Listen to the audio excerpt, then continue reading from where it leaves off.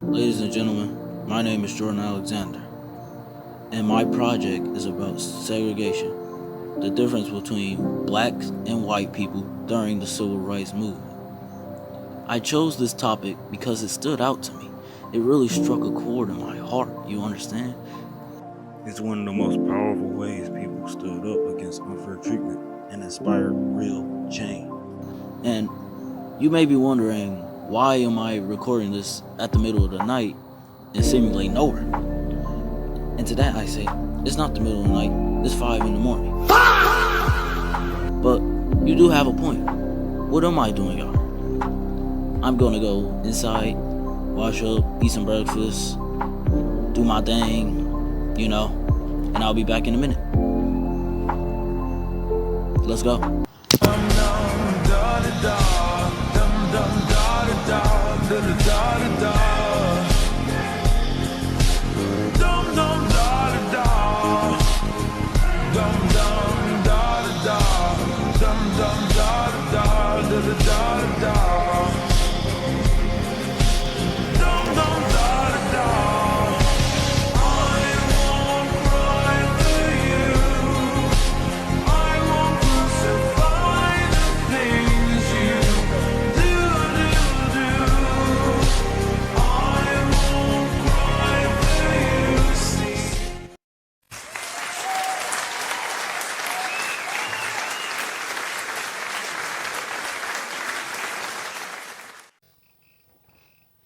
Yeah, y'all like that transition? Even though my video shows events from the past, the message still matters today. Wow. There are still unfair things happening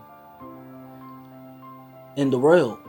People are still judged for how they look. What? They're judged for where they come from. They're judged for everything.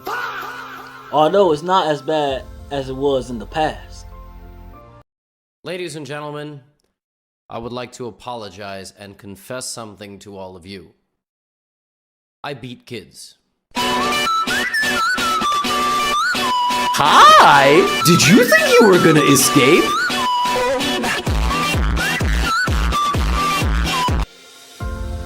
I want my project to remind you, yes, you right there, yes, the person watching this video. Oh yes, you, that you matter. You can make a change today. All you have to do is care and take action. That's it. $0. Remember, it always starts with a chosen one. You could be that person. You could be that person who make the next big change. Let's go. Reading March, Book 1 by John Lewis and Andrew Aiden really inspired me. The story shows how John Lewis started as a regular young person who wanted to make things better. He listened to Dr. Martin Luther King Jr. on the radio and learned about nonviolence, the idea of fighting hate with peace. The part that stood out to me was when Lewis joined the Nashville sit-ins. He and other students sat peacefully at lunch counters that said, "Whites only." Even when people yelled, hit them, or poured drinks on them, they didn't fight back. They stayed peaceful. That moment taught me that inspiring change means having courage when it's hard. Even though slavery is over, they didn't get what they really truly desired. Whites had better everything.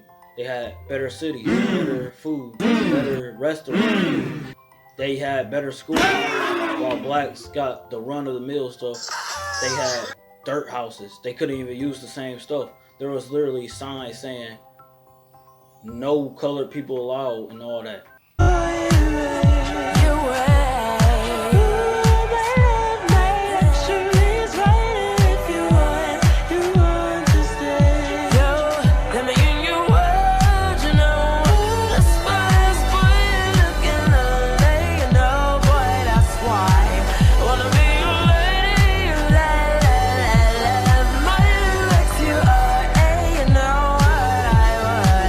And today, there's judgmental people who always like, "What you doing, son?"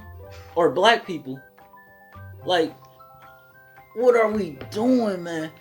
Why are blacks fighting blacks? Oh! When we went through all this, hey, to get our rights. Think about it. Another reading that influenced me was Dr. King's letter from Birmingham jail. In that letter, he said, "Injustice anywhere is a threat to justice everywhere." That quote really made me think. It means that if one group of people is treated unfairly, everyone is affected. Segregation didn't just divide people physically, it divided the nation's heart. I mean, whites saw themselves as this perfect goody two-shoe thing. And then every time a black person came around, this is what they saw.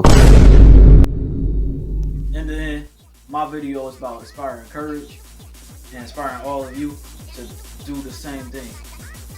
I want y'all to go out there in the rail. You see someone getting beat up? Bully him back. You see someone making drama? Cut him off. You see your homies trying to mess with your psyche, trying to mess with your brain, trying to manipulate you, do all this bad stuff, get rid of them immediately. And I ain't trying to hate this, do all that, but if you really want to show the real that you're a good person, and you about that good life, and you about making change, and you about inspiring people, and you about all this good stuff, trying to make a difference for you and your people, don't be like them. They the twos. And we the ones. Yeah. So